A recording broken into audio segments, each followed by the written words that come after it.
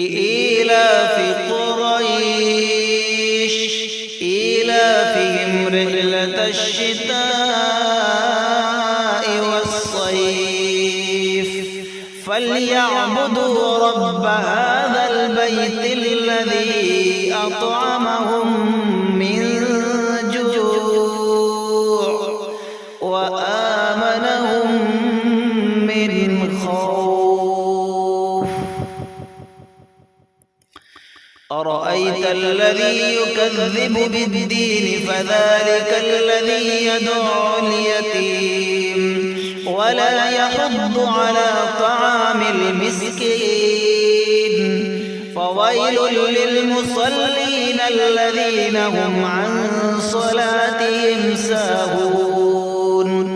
الذين هم يراءون